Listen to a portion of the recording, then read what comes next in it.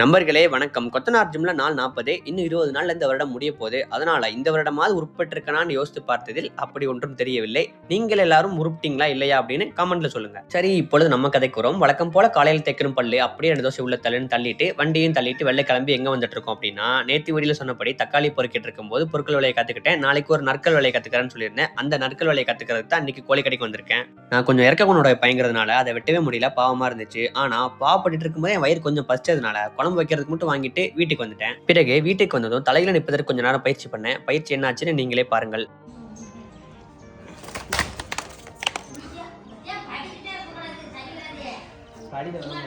கீழே விழுந்து அடியை வாங்கிட்டு தாய்கிட்டே திட்டையும் வாங்கிட்டு கோழி குழம்பு வைக்க வந்துட்டேன். இப்பெல்லாம் கோழி குழம்பு வைக்கிற நான் கோல்டு மெடல் வாங்கிடுவோம் போல இருக்கு. ஏன்னா சரியான டேஸ்ட். அப்புறம் மதிய உணவை முடித்து விட்டு ஒரு மரண உறக்கம் போட்டதில் மாலை வேலை முடிந்து இருட்டனுக்கு அப்புறம் தான் எந்திரிச்சேன். இருட்டானாலும் பரவாயில்ல, உடற்பயிற்சியில கரெக்டா இருக்கணும்ட்டு உடற்பயிற்சி பண்றதுக்கு மொட்டை மாடிக்கு வந்துட்டேன். இன்னைக்கு தோள்பட்டைக்கு தான் உடற்பயிற்சி. தோள்பட்டைக்கு ஒரு 3 உடற்பயிற்சியை போட்டு உடற்பயிற்சி எல்லாம் முடித்து விட்டு நண்பர்களோட ஊரையும் சுத்தி விட்டு உறக்கத்தை போட்டாச்சு. உறுதியான நண்பர்களே, நாளைக்கு பார்க்கலாம்.